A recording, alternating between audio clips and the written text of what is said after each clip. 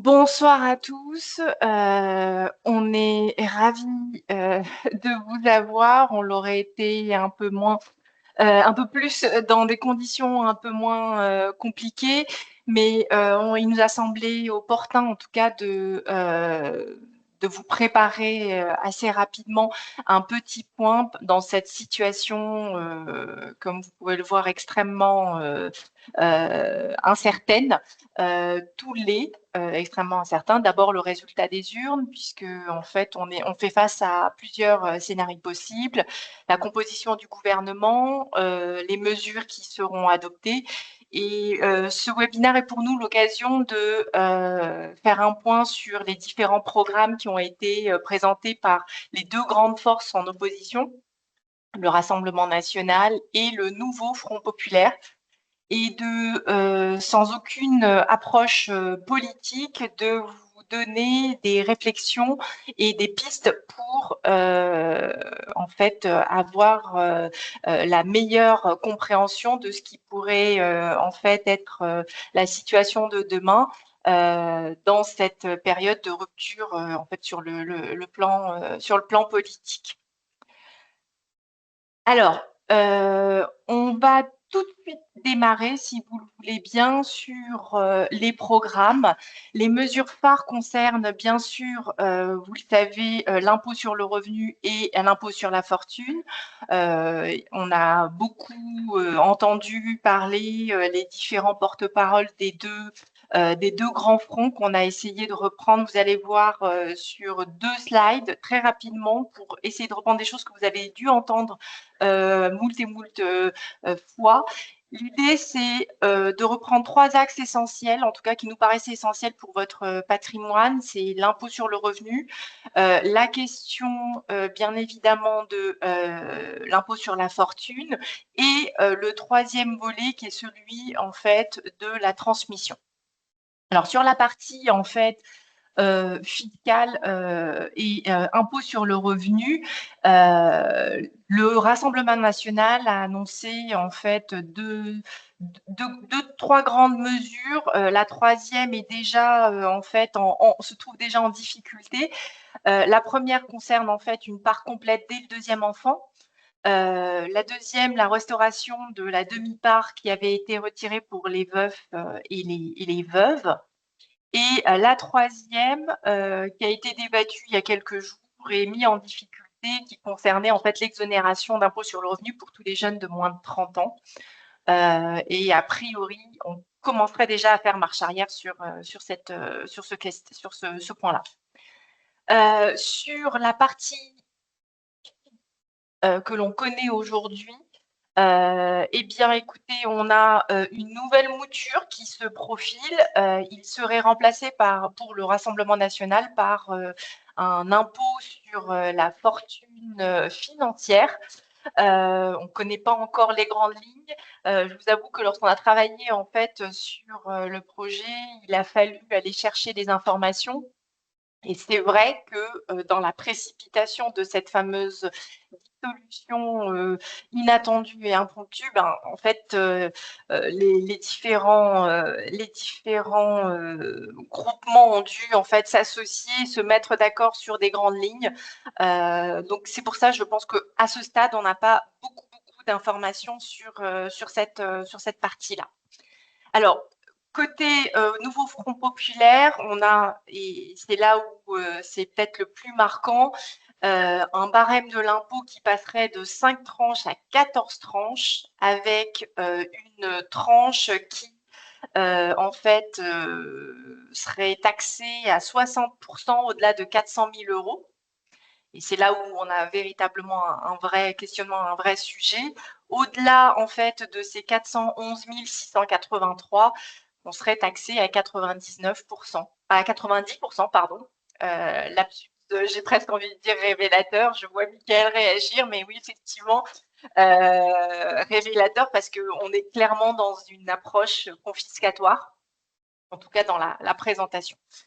Autre élément qui peut être très conséquent, en tout cas pour nos familles, c'est celui de la transformation de la CSG aujourd'hui, en fait, qui est dans un contexte en fait proportionnel, qui passerait en fait en progressive et elle est assez conséquente. Elle peut avoir des conséquences importantes. Pourquoi? Parce que clairement, en fait, tout ce qui est loyer, revenus en fait soumis aujourd'hui à la CSG pourrait en fait subir une progressivité et en fait clairement nous amener à une fiscalité très très conséquente. Alors je cache pas non plus que clairement en fait la flat tax a été directement visée. La flat tax c'est le bébé d'Emmanuel Macron, hein, on le sait.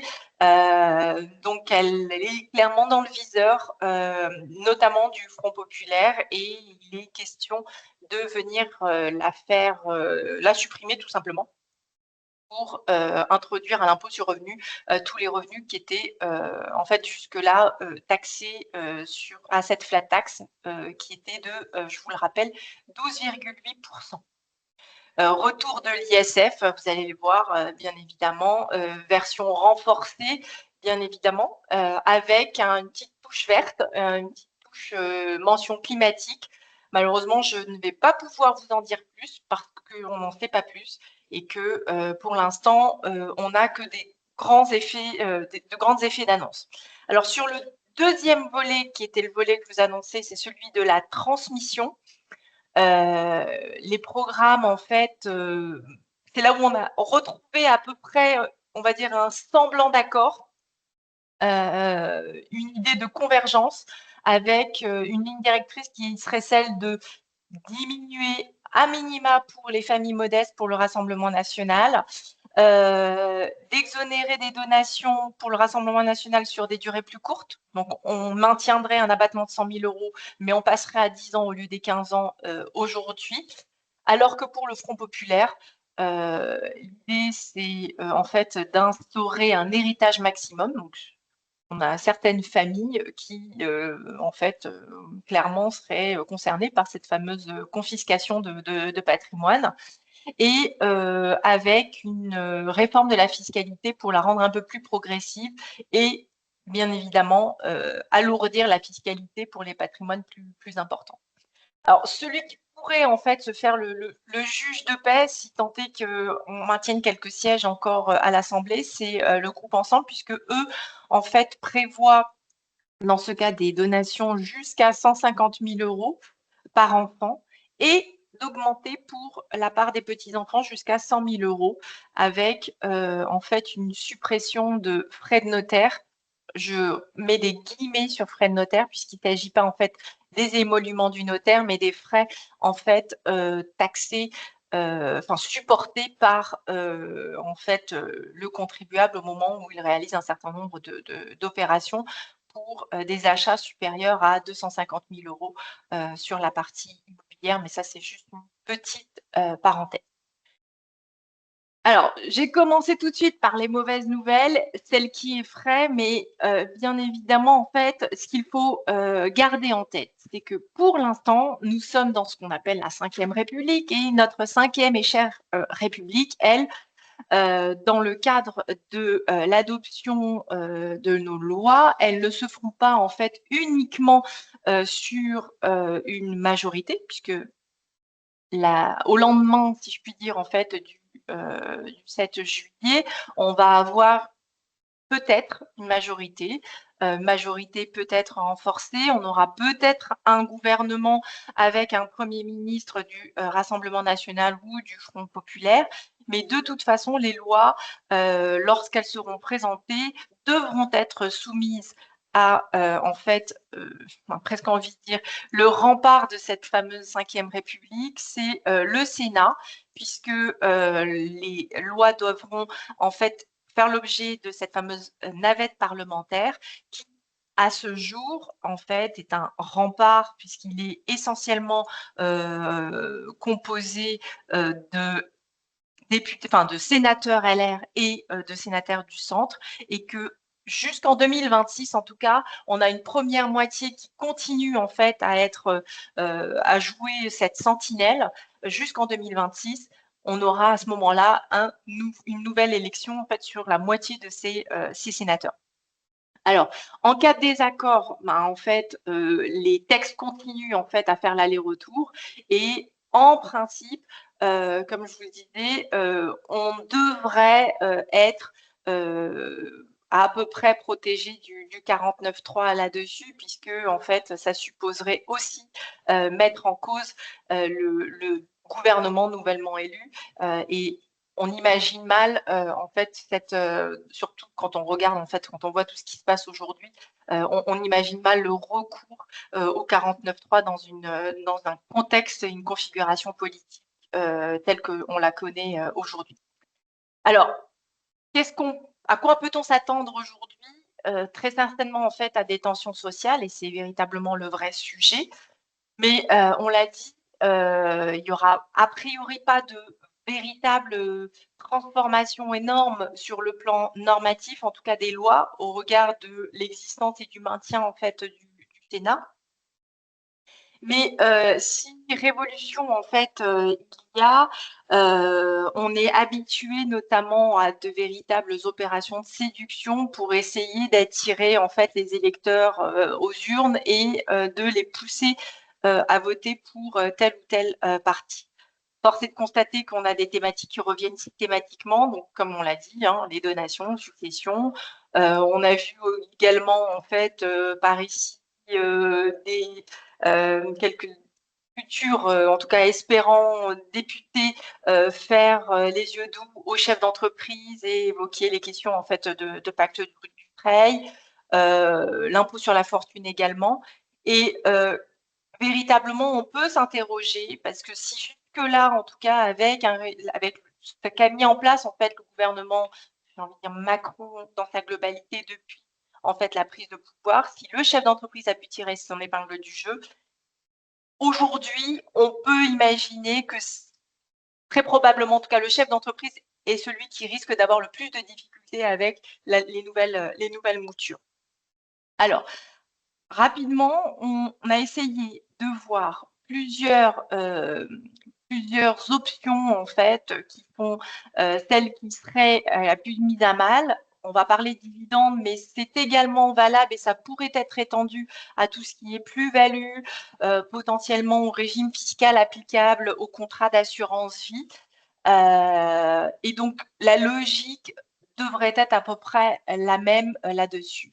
C'est un sujet donc qui a fait couler beaucoup d'encre. En réalité, heu, l'idée, c'est de se dire: «Est-ce qu'aujourd'hui, il faut y aller, il faut distribuer un peu ou beaucoup, pour, se protéger d'une éventuelle en fait, adoption, ou en tout cas de la suppression de la flat tax et du passage à l'impôt sur le revenu. Comme je vous le disais tout à l'heure, il faut garder en tête que, cette flat tax permet d'être taxé à 12,8, ce qui est historiquement bas et ça a été une vraie bataille en fait d'Emmanuel Macron et un vrai succès. On ne pourra pas le lui retirer, en tout cas pas sur ce terrain-là.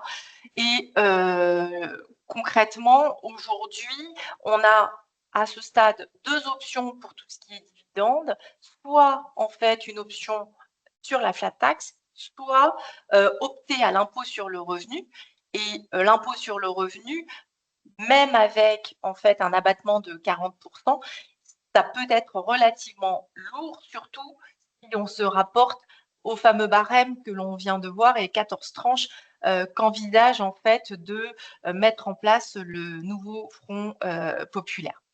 Donc oui, il est, judicieux de se poser la question: «Est-ce qu'on n'a pas intérêt en fait à purger un impôt aujourd'hui, le payer, quitte pour, les chefs d'entreprise à les replacer en compte courant d'associés pour, permettre à la société de continuer de maintenir en fait le fonds de roulement dont elle pourrait avoir besoin. Alors, j'ai presque envie de vous dire oui, on peut être amené à pousser en fait dans cette direction, mais toujours en gardant en tête une stratégie globale. Pourquoi? Parce que véritablement distribuer aujourd'hui, c'est oublier 2 éléments en fait essentiels. Le premier, on va en parler juste après, c'est, le caractère non libératoire de la flat tax, mais le second, c'est celui de la rétroactivité, la petite rétroactivité fiscale que l'on connaît, puisque en fait, la loi fiscale, vous le savez sûrement, est votée souvent donc avec la loi de finances rectificative. Ceux qui ont l'habitude d'assister à nos conférences le savent, puisqu'on attend souvent la fin d'année pour pouvoir fixer une date, espérant en fait capter une loi de finances rectificative. Et ces dernières années, faut pas, enfin, je vais pas cacher mon plaisir. C'est vrai que ces dernières années, on a été assez protégés, puisque les lois de finances ont été clémentes, on a eu assez peu de mouvements et on a eu une véritable stabilité par rapport à ça. Le changement, en fait, peut être ici, à ce moment-là, sur cette rétroactivité, puisque concrètement, ça veut dire quoi? Ça veut dire qu'en fin d'année, en décembre même, on va voter en fait une loi fiscale qui sera applicable sur les revenus perçus depuis le 1er janvier 2024. Alors, on l'a un petit peu oublié parce qu'effectivement, on a eu une grande stabilité ces dernières années, mais il ne faut pas oublier que le Conseil constitutionnel a déjà tranché. On a eu un véritable sujet puisque il a été sollicité sous Hollande et là-dessus, le Conseil constitutionnel a jugé qu'il n'y avait pas en fait matière à casser la loi et elle est donc reconnue comme applicable, quand bien même elle est applicable au 1er janvier, à condition qu'on ne soit pas dans un contexte confiscatoire, ce qui risque d'être le cas, sauf si on amène en fait une fiscalité à 90%, mais là, pour le coup, on est en fait dans un contexte qu'on ne maîtrise pas forcément. Donc oui, mais petite rétroactivité. Et donc, le contrôle, même s'il est opéré, il est opéré a posteriori et il faut en fait qu'il reconnaisse un motif légitime pour en fait constater une atteinte et considérer cette loi comme anticonstitutionnelle. La stratégie donc autour du dividende, c'est surtout de garder en tête, 1, est-ce qu'on a besoin? 2, est-ce qu'on a une stratégie au-delà de cette distribution pour motiver cette distribution? Parce qu'en réalité, on peut aussi se dire: «Bon, bah, peut-être que la loi ne sera pas votée sur 2024, elle sera peut-être votée sur 2025 et tout ce qui est pris, ne sera plus à prendre». Voilà. Heu, autre élément et parce qu'on nous a sollicité, souvent, là-dessus, vous êtes nombreux à nous avoir interrogés sur, la diversification de son épargne et de la question, en fait, de, la garantie, des dépôts, de la garantie sur les contrats d'assurance vie, contrats de capitalisation. Alors, concrètement, il s'agit en fait, essentiellement puisque, c'est vrai que la presse a commencé à en parler également de manière assez désordonnée. Ce qu'il faut savoir, c'est que cela concerne en fait tous les établissements bancaires agréés par l'autorité, de contrôle prudentiel, donc la CPR. Elle concerne donc les banques et les assureurs et concrètement, si vous voulez, ce qu'il faut garder en tête, c'est 100 000 € par déposant et par établissement, 200 000 € max pour les conjoints.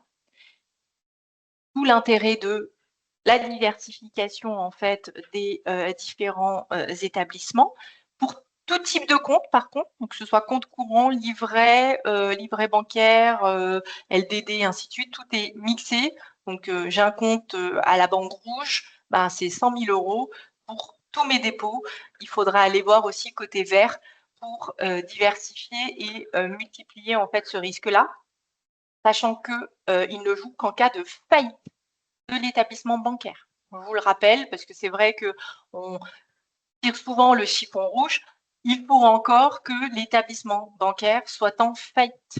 On imagine qu'avant d'en arriver là, il risque de se passer quand même un certain nombre de choses, même si on a une équipe très très rouge, si j'ose dire, majoritaire au Parlement. Sur la partie contrat d'assurance vie, contrat de capitalisation, on est sur la même logique, c'est-à-dire faillite de l'assureur avec une garantie à hauteur de 70 000 € par épargnant. Et il faut également garder en tête que l'on est sur en fait un placement qui finalement va être aussi bien, c'est-à-dire que vous allez placer votre argent auprès de l'assureur. L'assureur sur la partie fonds en euros va être investi sur son bilan. Je vois Michael qui acquiesce, mais si tu veux prendre la parole, tu peux hein, sur cette partie-là. Ça permettra de rendre les choses peut-être un peu plus vivantes, puisque c'est vrai qu'on est de manière très récurrente sollicité sur la question. Sur, excuse-moi, sur la garantie, qu'est-ce que tu étais en train de dire exactement? Je parlais de la garantie en fait des 70 000 euros par épargnant sur l'assurance vie et les contrats de capitalisation. Comment cela fonctionne, comment ça s'articule en France. De toute façon, les 70 000 euros sont appliqués sur la police, enfin, sur les polices, par assureur et par établissement. Par épargnant. Peu importe que ça soit sur le fonds en euros ou en unité de compte, voilà. En cas de faillite de l'assureur. Encore une fois, En on cas parle de faillite de de l'assuré. faillite des Exactement. établissements. Alors, je mets des guillemets sur fonds en euros et unité de compte parce que ça va me permettre justement de faire la transition tout de suite sur la partie d'après, puisqu'on parlait de diversification des établissements bancaires pour les dépôts.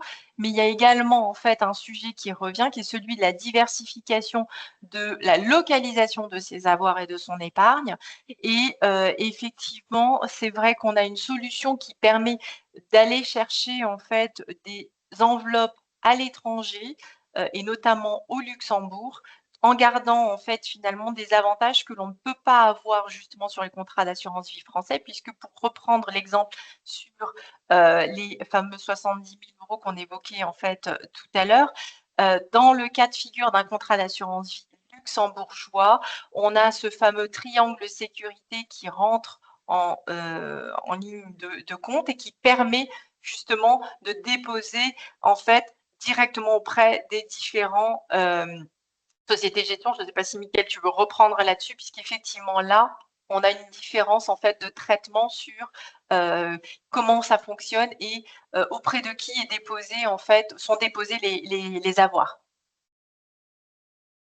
Oui, donc juste sur le triangle de sécurité, le contrat luxembourgeois, vous avez une séparation de vos actifs par rapport au bilan de l'assureur. Il y a comment dire, une supervision des autorités et les actifs sont conservés auprès d'une banque dépositaire qui est indépendante de l'assureur. Donc, s'il y a faillite de l'assureur, la banque dépositaire et l'État, le Grand-Duché,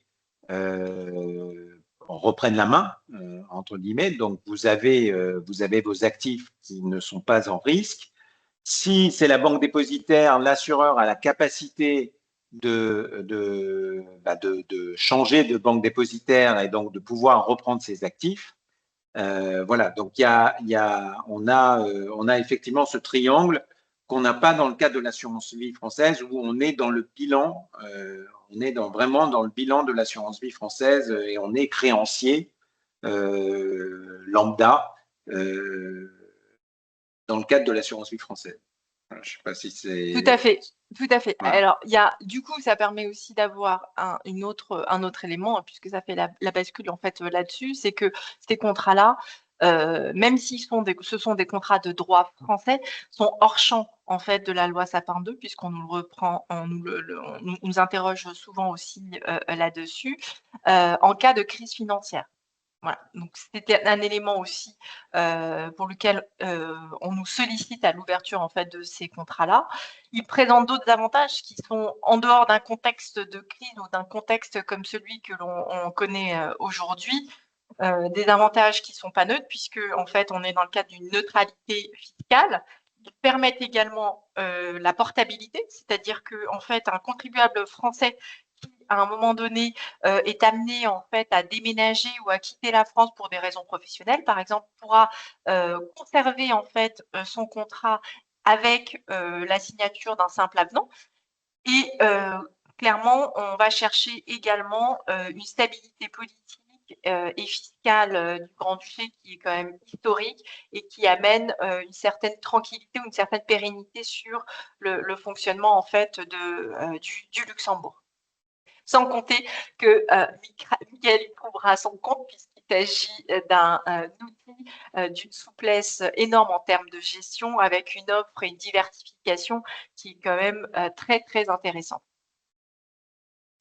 Alors, juste. Ah, on t'entend plus, Anna. Tu es en mute. Pardon, est-ce que vous m'entendez?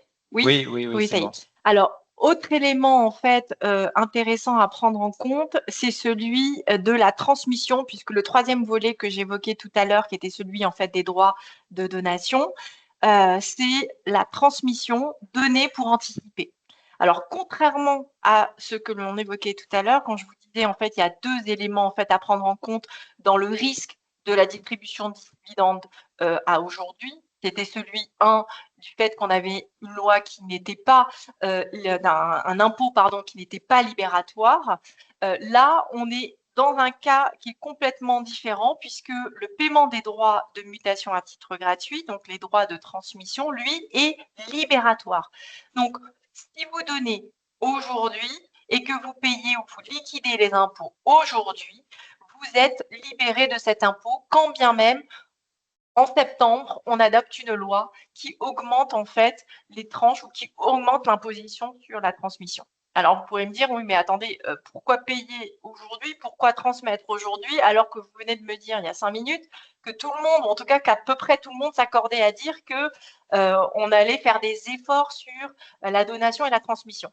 Tout simplement parce que, en fait, il y a plusieurs éléments concrets en termes stratégiques qui nous amènent en fait à recommander cette réflexion. C'est figer la valeur, notamment par rapport à l'immobilier, puisqu'on est quand même dans un contexte de marché immobilier plutôt baissier, ce qui peut présenter des avantages, c'est-à-dire de donner aujourd'hui en prenant acte d'une décote du fait d'un marché relativement, on va dire, timide, pour pas dire mauvais sur la partie immobilière. On fige la valeur, on donne aujourd'hui et en plus, j'ai envie de dire, on fait tourner le compteur des abattements puisque concrètement, effectivement, même si vous donnez aujourd'hui, il y a quand même assez peu de chances pour que en septembre ou sur les prochaines lois qui concerneraient les droits de transmission, on amène en fait à un abaissement du barème sur la transmission, puisque je vous rappelle que c'est un sujet qui revenait très, très souvent et qui était souvent remis, enfin, qui était systématiquement mis au placard. On a eu les fameux rapports Tirole-Blanchard qui nous ont expliqué qu'il ne fallait surtout pas baisser les droits de transmission parce qu'on allait en fait directement en direction d'une rupture d'égalité. Donc, ils sont libératoires, on transmet, et si l'abattement augmente, on pourra faire une donation en complément au lendemain de l'adoption de la loi sans venir en fait finalement risquer quoi que ce soit, bien au contraire. Alors, très rapidement, parce que ça ne concerne pas tout le monde, mais que c'est un sujet qui est quand même très intéressant, c'est celui du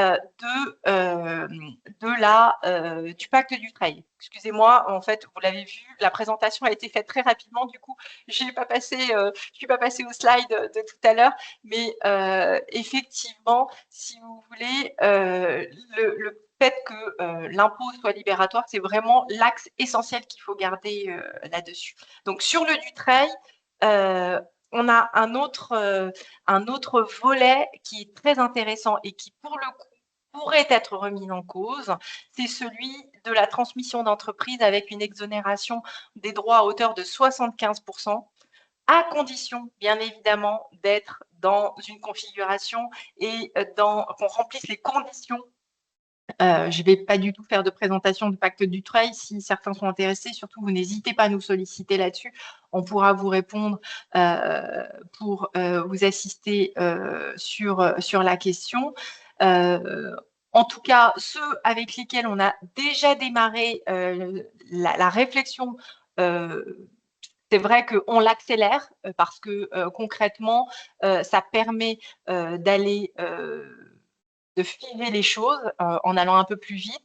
Et on combine souvent cette stratégie avec une donation en démembrement, ce qui permet de réduire encore, puisqu'il n'a pas encore été question de venir remettre en cause les abattements sur les transmissions. Alors là, le dernier volet avant de passer la parole à Mickaël, on avait vraiment dans l'idée de faire quelque chose de très court aujourd'hui. On réabordera ces sujets de manière vraiment personnelle avec chacun d'entre vous, mais on voulait vraiment, avant le premier tour, vous donner en fait quelques pistes. C'est le dernier élément, c'est donc l'IFI et retour vers l'ISF potentiellement, en fait, ce qui a été annoncé. Et il nous a semblé intéressant de vous rappeler ce qu'était l'ISF, parce que j'ai envie de dire, on oublie souvent et vite, par qu'on remplace, on va dire, avec quelque chose de plus sympathique. Juste pour mémoire, en fait, jusqu'au passage de l'IFI, l'ISF, c'était un seuil d'assujettissement à 1,3 million. Pareil qu'aujourd'hui, hein, on était sur les mêmes montants. En termes de territorialité, parce que c'est un sujet qui revient également très souvent, il concerne les résidents fiscaux français, en tout cas, il concernait les résidents fiscaux français soumis en fait de manière mondiale, aussi bien sur les biens détenus en France ou hors de France, et quels que soient donc les types de biens, mobiliers ou immobiliers. Pour les non-résidents, ou pour ceux qui envisageraient de passer le cap et de devenir non-résident ou de redevenir non-résident après être revenu en France. Je pense à certains en particulier. Le sujet, en fait, était tranché à l'époque. Je ne dis pas que c'est ce qui sera tranché, mais en tout cas, sur la mouture ISF qu'on a connue à l'époque, les non-résidents étaient imposables à raison de leur seul bien français immobilier hors placement financier qui, eux, étaient déjà exonérés. Bien évidemment, encore une fois, je mets tous les guillemets, tous les conditionnels qu'il faut, puisque on est là uniquement dans une description d'un texte qui a été modifié, abrogé en fait dans cette grande partie concernant les placements financiers. Mais donc sur l'ancienne mouture, hors placement financier pour les biens détenus en fait en immobilier. Et donc, comme vous pouvez le voir, l'assiette, c'était tout ce qui était immobilier bâti, non bâti, et cette assiette ne concerne que les résidents fiscaux français. Et effectivement, je pense à certains qui avaient tendance en fait à oublier tout ce qui est véhicules de collection qui pourraient être valorisés. Les chevaux de course également sont en fait à inclure dans cette assiette, de même que les métaux précieux, mesdames, messieurs, des lingots d'or que vous pensiez être une valeur refuge dans le coffre, sont également en fait en tout cas, été à mentionner dans l'annexe. Alors, juste en conclusion, je donne la parole à Mickaël. En synthèse, comme souvent, on vous le dit, 1, il faut être accompagné, 2, il faut anticiper, mais surtout 3, dans un contexte comme celui qu'on connaît, ne pas confondre vitesse et précipitation. C'est un adage qui est applicable en matière de gestion de patrimoine également. On essaie de s'organiser pour profiter de ce dont on peut profiter et on réfléchit à mettre en place des stratégies. On peut les accélérer quand elles ont été réfléchies et mûries antérieurement, mais surtout, on ne va pas trop vite en musique comme on ne va pas trop vite en cuisine parce que sinon, on peut tout mettre à feu. Voilà, Mickaël, je te passe la parole et surtout, vous n'hésitez pas si vous avez des questions, soit directement via l'outil Teams, soit en direct par mail ou par texto pour ceux qui préfèrent le texto. Merci Anna. Alors, je demande 2 petites minutes. Hop, que je revienne un petit peu. Est-ce que c'est bon? Vous voyez l'écran? C'est bon. Tout magnifique. C'est tout bon. Le passage de témoin s'est fait en un temps record. Écoutez, bonjour à tous. Donc l'idée effectivement de cette deuxième partie, c'est un petit peu avec vous de faire le point sur les marchés financiers. Au regard de ce que vient de nous annoncer Anna, on est clairement, je dirais que c'est important, mais clairement, il y a d'autres aspects qui effectivement méritaient, à notre sens, d'être en première partie. Alors, peut-être avant de revenir sur ce qui nous préoccupe aujourd'hui, nous, résidents français et français, citoyens, j'aimerais quand même revenir un peu sur les élections législatives européennes. Parce que effectivement, on a assisté à une montée des extrêmes droites en Europe. Mais on a assisté à une évolution et pas vraiment une révolution. En tout cas, on n'a pas un bouleversement majeur. Les partis d'extrême droite, alors vous les voyez ici, donc Identité, Démocratie et l'ECR, donc c'est les conservateurs, dont le RN qui fait partie de ce segment-là. Donc globalement, ce sont des partis qui ont effectivement pris des sièges, ou en tout cas ça c'est les projections, parce qu'on n'a pas encore finalisé le dépouillement et ce sont les projections à aujourd'hui 10 heures du matin du Parlement européen. Ce qu'on voit, c'est que globalement, il y a effectivement une déviation vers la droite, mais force est de constater que les partis centristes, on va dire gauche et droite traditionnels, qui font une coalition centriste, on va dire, par rapport aux extrêmes, auront toujours une majorité et que probablement Ursula von der Leyen devrait être réélue. Voilà, donc on n'a pas réellement un bouleversement majeur sur la partie européenne. Et comme on est dans l'Union européenne, c'est vrai que c'est important ce qui se passe en France, mais comme on est dans l'Union européenne, c'est quand même important aussi d'avoir cette vision-là.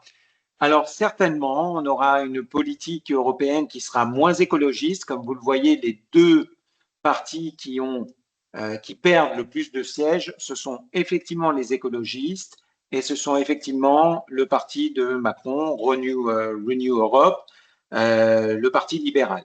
Donc, on aura probablement des politiques qui seront moins écologistes et plus protectionnistes.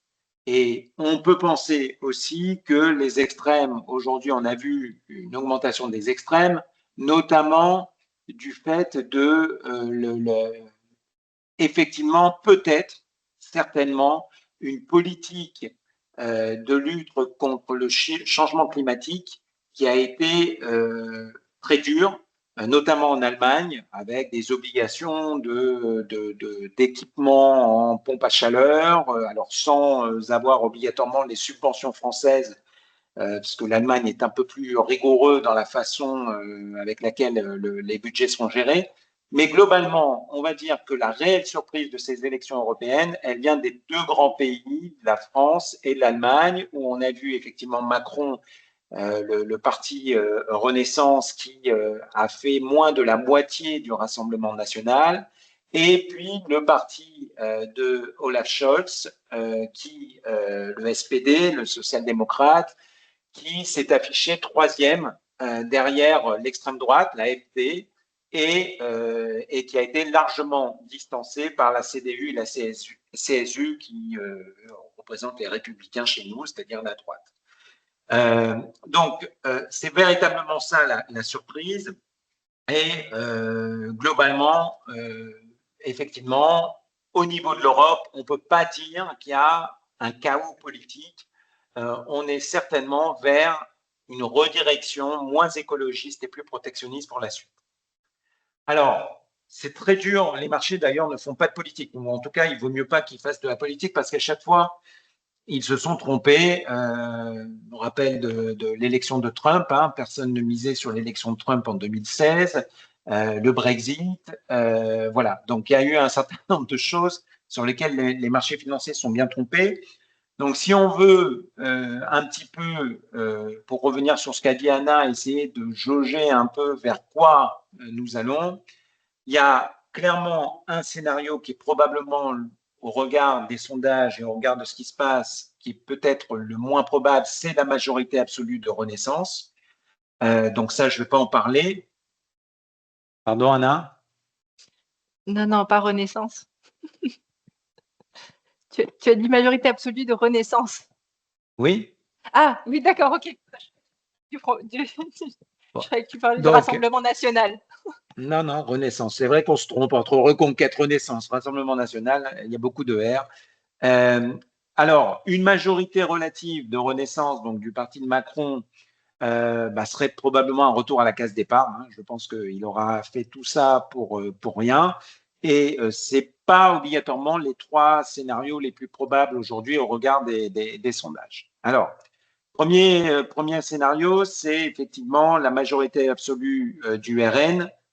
Et là, ça peut susciter des inquiétudes, même si les positions les plus radicales ont été abandonnées. Anna le disait, hein, on revient petit à petit sur des mesures qui sont difficilement justifiables. Mais malgré tout, le programme du RN et le programme du Front populaire se ressemblent un petit peu de ce point de vue-là, c'est-à-dire que tous les deux sont à caractère inflationniste. L'encadrement, enfin le soutien au pouvoir d'achat, des hausses de salaire exemptées des charges sociales et de taxes diverses. Donc tout cela pourrait effectivement engendrer un climat inflationniste. Ce qu'on peut attendre, et on commence à en voir les balbutiements, c'est une sorte de mélonisation à l'égard, enfin, à l'instar de ce qu'on a connu en Italie. Et donc, on a certainement que cela peut avoir des implications sur les marchés financiers et notamment la prime de risque française. Je reviendrai là-dessus avec ce qui s'est passé tout récemment depuis la dissolution. Et puis, ce qu'on risque d'avoir malheureusement pour nous tous, c'est effectivement un climat social tendu, très compliqué à gérer pour le pays. Le deuxième scénario, c'est une majorité relative du RN, mais là, on serait effectivement avec une sorte de coalition. D'ailleurs, on va parler d'Italie parce que l'Italie a connu ce type de coalition populiste entre les deux extrêmes. Et on aura un Parlement très fragilisé, contraint de négocier au cas par cas, au gré des projets. Donc, bon, globalement, une France quasi ingouvernable avec certainement quelques mesures, mais ça n'ira pas bien loin. Et puis, le troisième, alors c'est celui-là qui inquiète très fortement, je dirais, les dirigeants d'entreprise. Anna l'a mentionné et l'a démontré les raisons. C'est effectivement le Front populaire avec cette forte fiscalité confiscatoire de l'extrême gauche et clairement avec une inquiétude sur une sortie massive des investisseurs étrangers et même voire français et notamment en termes de fonds propres pour les entreprises. Donc c'est clairement, je dirais, le scénario catastrophe et peut-être que il y aura, alors on a des garde-fous, comme l'a dit Anna, avec le Sénat, avec le président de la République aussi, qui peut décider peut-être si on arrive sur une politique complètement déconnectée de la réalité et très agressive de la gauche, éventuellement démissionner, on ne sait pas. Donc on n'en est plus là. Donc globalement, voilà, c'est clairement pas le scénario souhaité, mais il y a encore des garde-fous, heureusement, sur la Ve République. Alors, qu'est-ce qui s'est passé sur les marchés financiers? Bon, première chose, c'est de dire que oui, il y a eu des secousses sur les marchés, mais que globalement, ça a été assez restreint à la zone France, donc indirectement à la zone euro. Et comme vous pouvez le voir ici, on vous a mis les performances des marchés financiers depuis le début de l'année en violet et depuis la dissolution en bleu marine. Ce qu'on voit, c'est qu'effectivement, les actions françaises, les actions de la zone euro, sont les seules avec les actions chinoises, mais pour d'autres raisons, je vous rassure, hein, la dissolution de l'Assemblée nationale en France n'a pas eu d'impact sur les actions chinoises, et avec un affaiblissement de l'euro. Donc, clairement, les marchés, la plupart des autres marchés, comme vous pouvez le voir, sont globalement positifs, même les obligations de la zone euro. C'est-à-dire qu'on a eu même une détente des taux, globalement, contrairement à ce qu'on peut anticiper, sur la zone euro. Je ne parle pas des taux français, mais les obligations de la zone euro ont profité aussi de la première baisse de taux, des taux directeurs de la BCE. Donc, ça a eu un impact positif. Maintenant, aujourd'hui, c'est vrai qu'il n'y a pas de contagion. Maintenant, clairement, tout ce qui a été dit sur la fiscalité des entreprises, ça peut avoir un impact très important sur la croissance du secteur privé. Ça pourrait être très négatif pour les actions et les obligations. Ça pourrait avoir un impact sur les partenaires commerciaux de la zone euro et puis avoir un système de contagion comme on a pu le connaître, notamment lors de la crise de la dette en 2012, de la dette de la zone euro en 2012, si on avait un assèchement des liquidités et une petite et un mouvement de défiance entre notamment les établissements financiers. Ce n'est pas le cas aujourd'hui. À ce stade, il n'y a pas de tension sur le marché interbancaire. Hein. Vous savez qu'il y a ce marché où les banques se prêtent au quotidien. Ce n'est pas le cas aujourd'hui. Alors, quels ont été les secteurs les plus touchés par cette baisse? Clairement, en France, ça a été des secteurs comme la banque, les compagnies d'assurance, l'immobilier et les entreprises avec des grands programmes de refinancement parce que clairement, on s'attend à une tension sur les taux et donc ça a clairement un impact. Les infrastructures aussi, les infrastructures, Vinci, Eiffage, Aéroport de Paris, ce sont des acteurs bien évidemment qui sont très très réglementés et donc on parle de la nationalisation potentielle des autoroutes. Bon, donc tout ça a fait que ces titres-là ont perdu entre 15 et 12% sur la semaine en question. Alors, donc, qu'est-ce qui s'est passé? Il s'est passé que, effectivement, sur la partie obligataire, et là, ce qu'on vous montre, c'est trois courbes de taux, des taux 10 ans. Alors, en rose, c'est les taux allemands, c'est les taux les plus faibles, hein, puisque c'est l'actif refuge actuellement par excellence de la zone euro. Ça a toujours été le cas, de par sa solidité financière. Et puis, vous avez le taux en violet, qui est le taux portugais, et vous avez le taux français. Et comme vous pouvez le voir, le taux français, il est effectivement remonté. Alors, tous les taux étaient montés au cours de l'année 2000 avec l'inflation, mais avec l'accalmie de l'inflation, on a vu que à la fin de l'année dernière, les taux ont significativement baissé. Et puis, et puis là, sur la France, effectivement, on a repris. On est passé de 2,4 à 3,12 en termes de taux à 10 ans. Donc, qu'est-ce que ça veut dire? Ça veut dire que la France, pour se financer sur les marchés, doit payer plus parce qu'elle représente un risque plus important. Je vous rappelle que la France a été dégradée récemment par S&P en termes de notation financière, et cela avant la dissolution. Mais c'est sûr qu'avec cette dissolution, on a ce flou autour de la politique du deuxième plus grand pays de la zone euro qui, effectivement, conduit à un écartement des taux de la France avec l'Allemagne qui est maintenant de 60 points de base. Alors, cet écartement des taux est très faible par rapport à ce qu'on a pu connaître au moment de la crise de la zone euro. C'est ce que vous voyez ici, où on vous a présenté les taux des pays, hein, Portugal, Italie, Ireland, Germany, Spain, et la France aussi qui est dans ce graphique. Pardon, PIGS, Greece, pardon, pas Germany, excusez-moi, bien évidemment. Donc c'était bon, cet acronyme qui était assez vulgaire d'ailleurs, je trouve, mais qui, voilà, à l'époque, en 2012, il y a eu des préoccupations concernant la solvabilité de ces pays de la zone euro.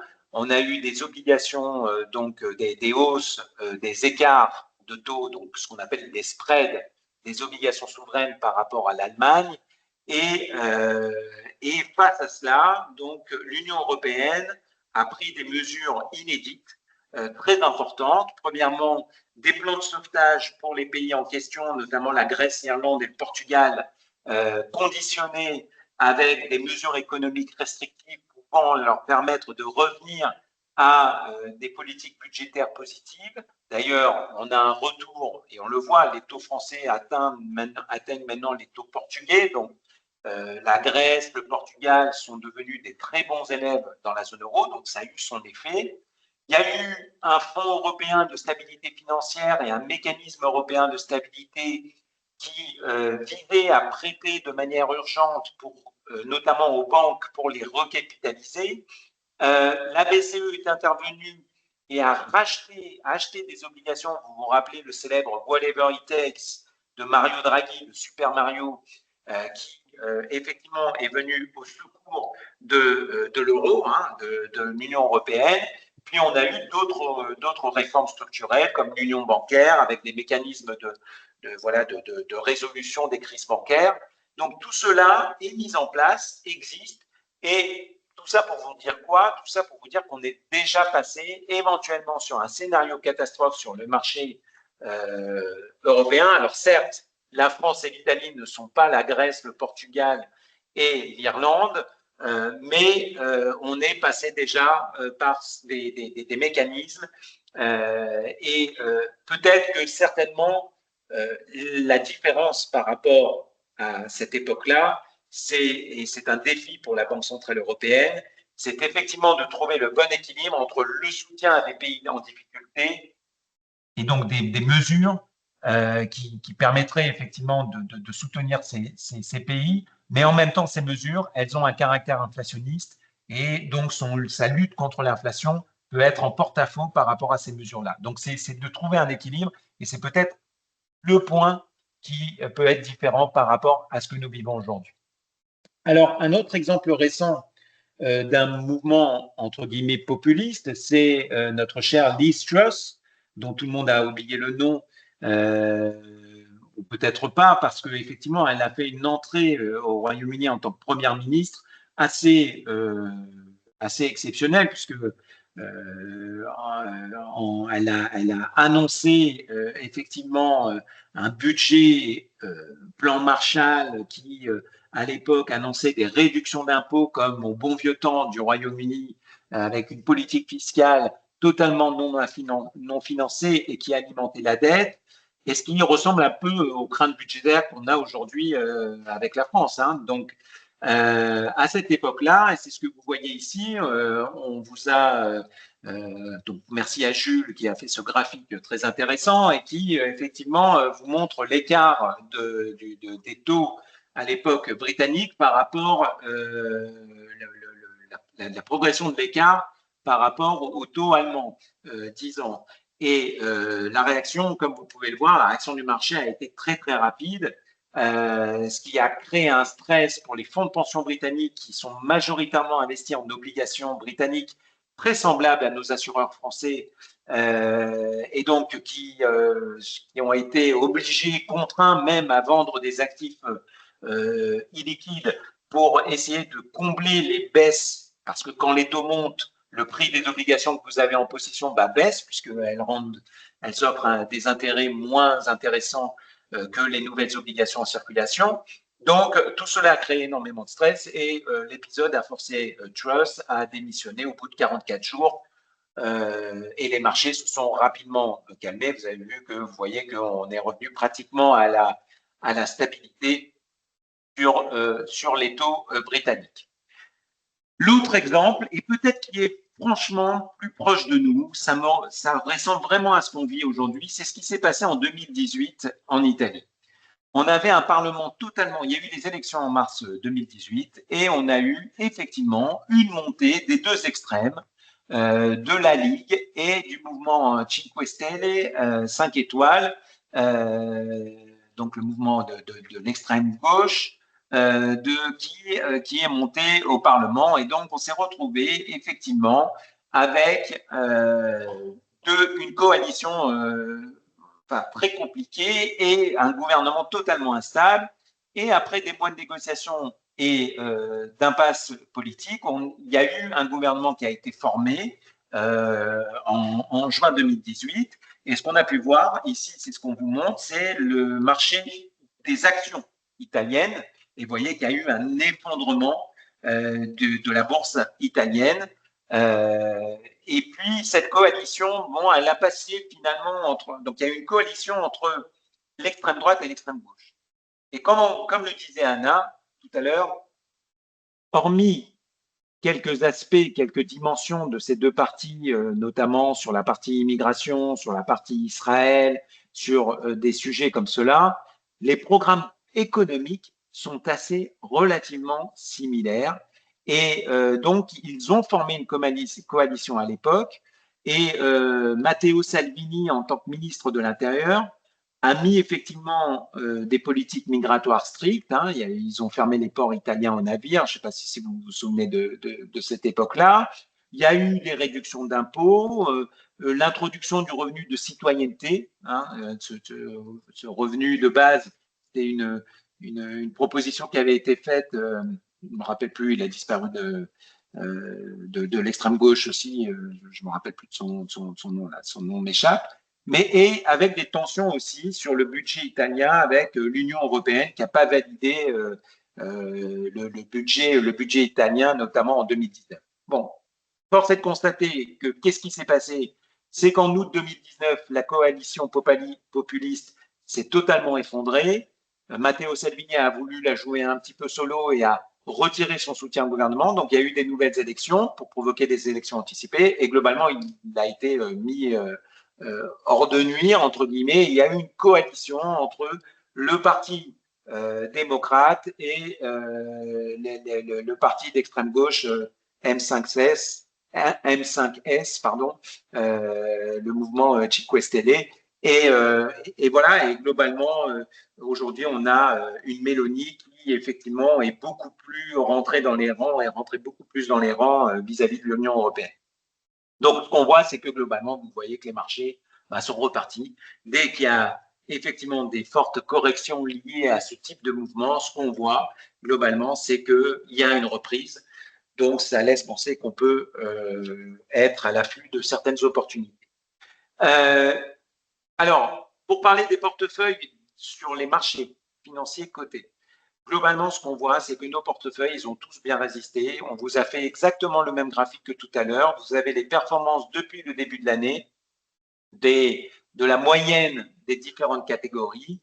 Et donc, les équilibres dépassent les 5%. Les dynamiques, on est de l'ordre de 7 à 8%. Les actions, alors les actions européennes, on est plus de l'ordre aujourd'hui de 6%. Sur les Tarantino, les actions mondes, on est encore proche des 10%. Alors, on a un petit peu perdu sur les actions européennes et principalement, notamment sur nos portefeuilles et sur les actions mondes parce qu'on a joué des petites et moyennes valeurs. Quand je dis jouer, on s'est exposé, c'est vrai, en début d'année sur les petites et moyennes valeurs, anticipant que la BCE serait la première à enclencher la baisse des taux. C'est ce qui s'est passé. Ça se passait plutôt bien. Et puis là, il y a eu la dissolution qui a touché, qui a affecté clairement les entreprises françaises et notamment les petites et moyennes valeurs, mais pas que. Alors, globalement, si on veut faire un peu une analyse synthétique, c'est que vous savez que depuis mars, on est très défensif sur nos portefeuilles unités de compte mixtes, euro, unités de compte, donc ce qu'on appelle nous les réalisateurs, hein, les Leon, Spielberg, Eastwood, et que ces portefeuilles ont bien résisté. Vous connaissez notre penchant pour la diversification internationale. Nous n'avons pas de biais européen, sauf lorsqu'on a une forte conviction. Ce n'est pas parce qu'on est français qu'on doit avoir un biais européen. On raisonne au niveau de l'économie mondiale. Vous savez que le garde-fou, c'est quand même les actions américaines aujourd'hui sur les marchés. Donc, on a une diversification très large. Et ça nous a permis de résister. Et si vous avez regardé un petit peu vos portefeuilles avec les agrégateurs, donc avec les applications, vous vous rendrez compte que, bon, globalement, ce qui est en train de se passer sur le marché français a eu très peu d'impact. Je vous ai fait une note vous expliquant que le pourcentage d'exposition aux actions françaises, aujourd'hui, elle est très, très faible. Ce qui n'était pas le cas en début d'année. Sur les portefeuilles actions, on a été un peu plus touché, mais les performances restent quand même très positives. Sur les produits structurés, en fait, ça dépend. On a un sujet aujourd'hui, c'est le sujet Air France KLM, qui est carrément attaqué, hein, puisque elle a à son actionnariat, et en fait, c'est comme toutes les sociétés sur lesquelles il y a effectivement une influence étatique importante, elle est détenue à hauteur de près de 30% par l'État. Donc aujourd'hui, elle est attaquée, et en plus de ça, le pétrole est repassé au-dessus des 81 $. Donc ça n'aide pas. Maintenant, nous, on pense que c'est une correction de court terme. On ne pense pas que les fondamentaux sont remis en question sur Air France KLM, même si les anticipations de la direction de Ben Smith paraissent trop importantes en termes de perspectives de croissance par le marché. Nous, on pense que globalement, Air France KLM ne mérite pas son cours aujourd'hui. Donc voilà, donc on va écoutez, rester accroché à notre siège et suivre surtout ce qui va se passer en termes de résultats. Et puis, sur le produit structuré Guardian, donc certains d'entre vous être entrés sur ce produit qui est à capital garanti au terme du produit. Ce produit, vous savez qu'il n'est pas indexé sur les actions, il est indexé sur l'évolution du 10 ans européen, notamment avec le spread du 10 ans européen par rapport au tout court. Et globalement, ce qu'on voit, c'est que ce 10 ans européen, comme je le disais tout à l'heure, l'évolution reste mesurée. On est en dessous, on est à 2,8 aujourd'hui, on est en dessous des 3%. Donc, la condition pour que le coupon soit versé reste là. Et donc, à ce titre, à ce jour, pour l'instant, on n'a pas d'inquiétude sur ce coupon-là à court terme, parce que l'Allemagne reste un actif de refuge. Et encore une fois, contrairement à M. Macron, Olaf Scholz n'a pas décidé de dissoudre son assemblée. Et puis enfin, le non-coté. Alors le non-coté, c'est du long terme.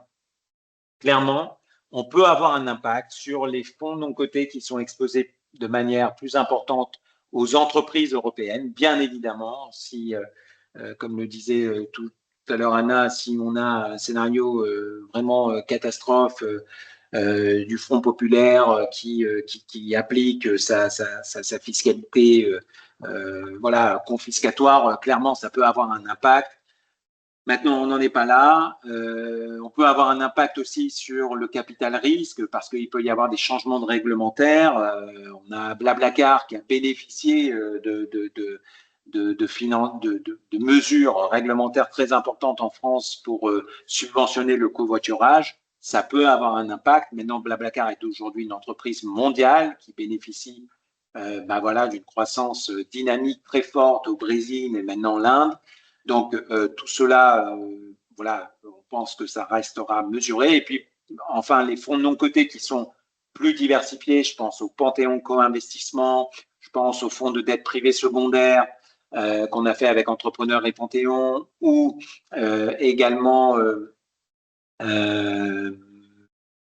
j'ai un trou de mémoire, mais voilà, donc les fonds, pardon Anna? Mais les fonds plus diversifiés de manière internationale. Il faut savoir qu'à ce stade, aujourd'hui, à l'heure d'aujourd'hui, sans rentrer dans les scénarios de la politique, on est très satisfait des résultats des fonds non cotés. Le fonds qui était pour nous un peu en retrait, mais qui semblerait, au regard des évolutions de deux de ses participations sur les 8 en question, je pense notamment à 7-2, devrait effectivement avoir une progression de sa valorisation prochaine. Donc, on est très, très content des résultats. Pour ceux qui sont rentrés sur Cartesia, sur la dette senior, vous avez vu que les distributions au bout de 2 mois et demi ont été très importantes. Alors, bien évidemment, ça cumule pas mal d'intérêts depuis le lancement du fonds, puisque c'est la première distribution. Mais bon, voilà, on est sur des sociétés relativement solides. Alors, pour terminer, les préconisations, c'est quoi? J'ai envie de dire, je vais être très ennuyeux, mais répéter à chaque fois la diversification.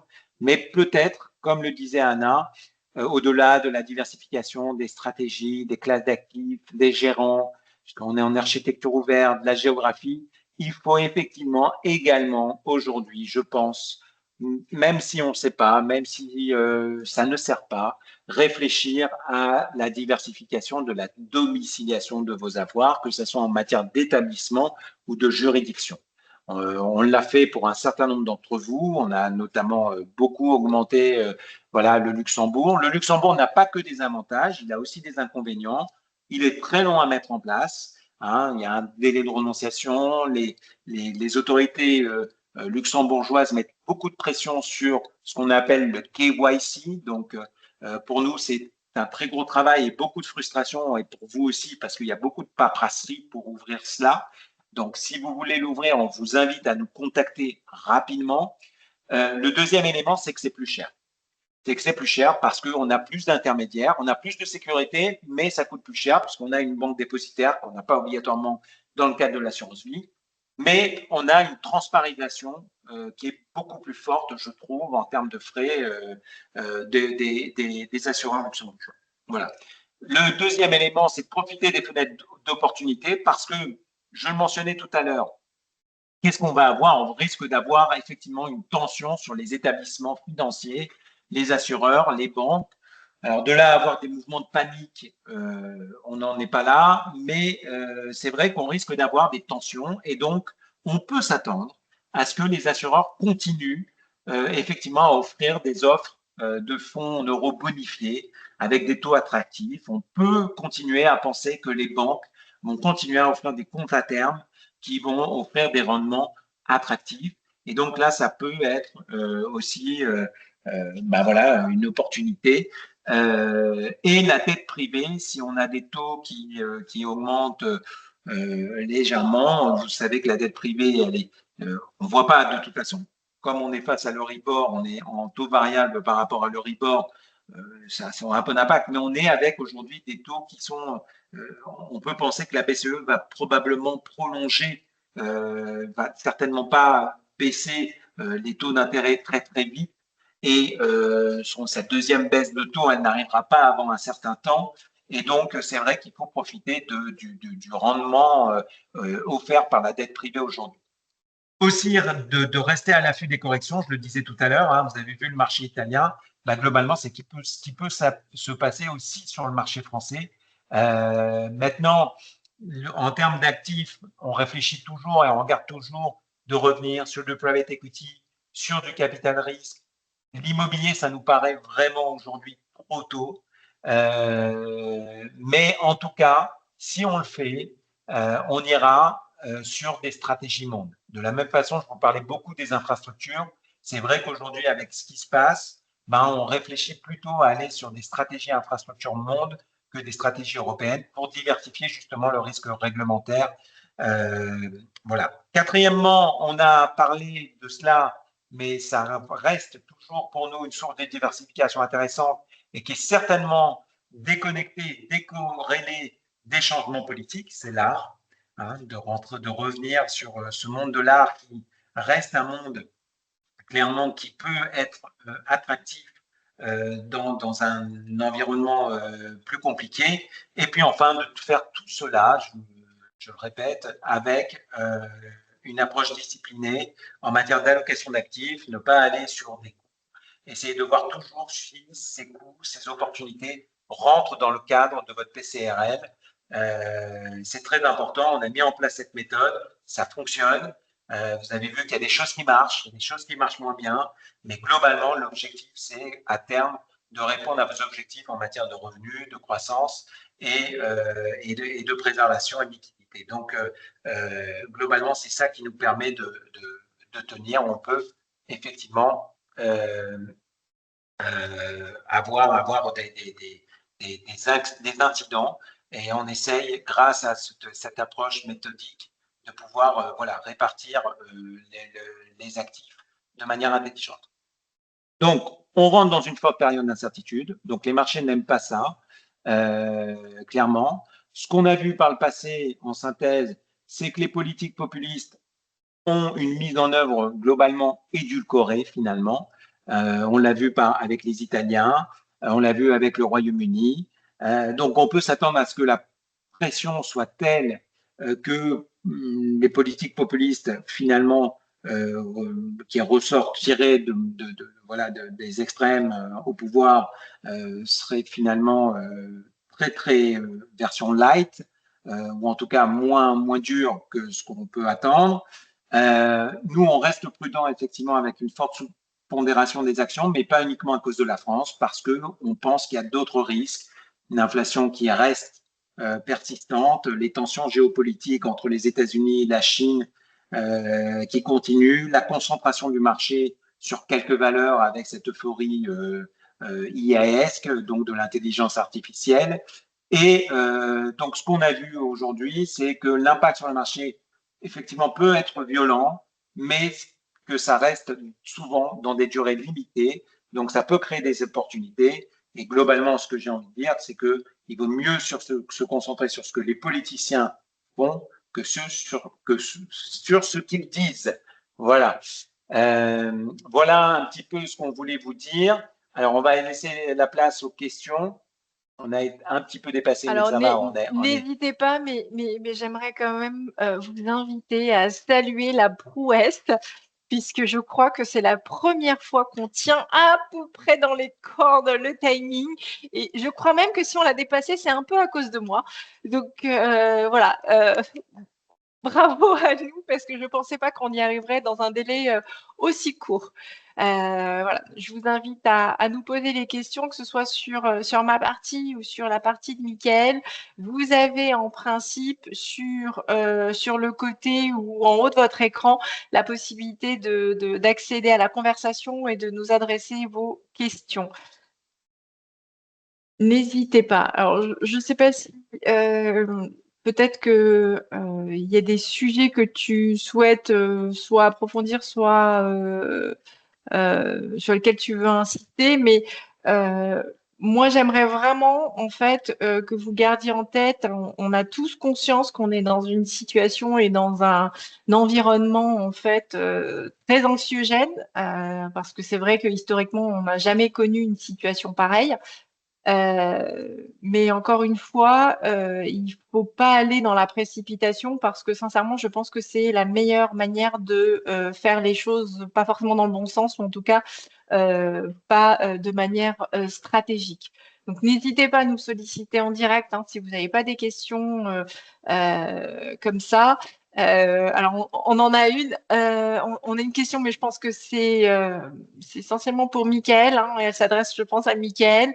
Et merci à vous hein, d'être là et de nous poser les questions. Oui, oui, il dit à Mickaël. Donc, comment repérer les opportunités? Comment tu les repères? Est-ce que tu les repères pour nous ou est-ce que on Non, attend qu'on mais vienne nous les présenter? Non, mais typiquement, pour répondre à cette question, comment on repère les opportunités? Bon, il y a des aberrations de valorisation qui vont arriver, c'est-à-dire qu'on ne peut pas passer d'un marché français qui a été le premier marché l'année dernière et qu'on se retrouve tout d'un coup aujourd'hui avec un marché qui est le dernier de la classe, principalement lié à cette incertitude. Donc, c'est l'incertitude qui pèse sur le marché. Et comme je le dis, on verra ce que seront les mesures.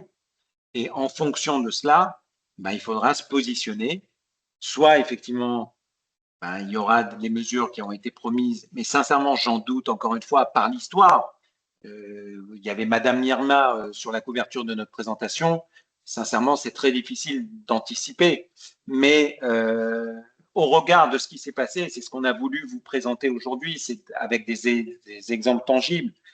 C'est que je pense sincèrement que du point de vue des marchés financiers, il y aura des opportunités parce que quand vous avez un CAC qui va perdre 10, 12, 15%, il y aura probablement à un moment donné un intérêt pour nous de revenir sur des valeurs comme LVMH, voilà, ou des sociétés qui ont été touchées, alors qui sont peut-être moins touchées que les autres parce que bon, tout le monde est conscient que LVMH sera peut-être un peu moins touché parce que je pense que M. Arnaud a probablement des très bons conseillers et qui fera Un plan B. agile, voilà, et que de toute façon son business et son chiffre d'affaires est très peu, enfin, quand même pas, est très international. Donc voilà, il y aura des opportunités certainement. C'est au moment, et nous on adore ça, c'est quand les prix sont sacrifiés. Vous savez, novembre 2022, quand les marchés ont été totalement sacrifiés avec l'inflation, on était à moins 15, on y a été et bon, il faut rester humble, mais on a bien fait. Voilà, donc c'est uniquement par ces mouvements-là trop importants, trop exagérés, comment on les identifie avec un certain nombre d'indicateurs, d'analyses qu'on fait, voilà, qu'on surveille tous les jours. Et voilà, et puis des segments qui sont un petit peu moins recherchés. Arnaud Carmoni, non, sans doute pas. Voilà, donc, non, écoutez, voilà, donc sachez que nous, en tout cas, juste pour terminer, sur cette histoire de domiciliation, on a identifié un certain nombre d'entre vous sur lequel on voudra avoir des contacts là-dessus, parce que je pense que c'est toujours bien d'avoir effectivement. Alors, c'est vrai que l'assurance vie luxembourgeoise, dans le cadre de la transmission, fait beaucoup de sens. Voilà, mais c'est toujours bien effectivement d'avoir cette répartition des avoirs un peu domiciliés un peu partout, parce qu'on vit dans un monde quand même très incertain. Et donc, comme on le dit souvent, c'est l'inertie ne paie pas en gestion de patrimoine. Il ne faut pas attendre que ça bouge. Alors, il ne faut pas aller effectivement dans la précipitation, mais il ne faut pas rien faire non plus. Et ça vaut le coup de réfléchir et on est là pour réfléchir. Voilà, ensemble. Et sachez qu'on a effectivement travaillé sur le sujet et on risque de vous contacter très prochainement pour certains sur effectivement ce besoin de diversification des avoirs. Voilà. Voilà. Mais écoutez, merci de nous avoir écoutés. Merci d'avoir répondu présent en aussi peu de temps, puisque c'est vrai que ça s'est vraiment décidé en tout début de semaine.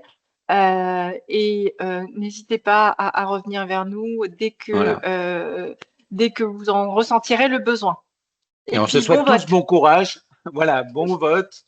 Voilà, réfléchissez bien au regard de tous ces bons votes et bon courage à tous parce que voilà, les 2 semaines prochaines vont être très longues, je pense. Allez, À à bientôt. bientôt. Bonne Merci. soirée. Au revoir. Au revoir.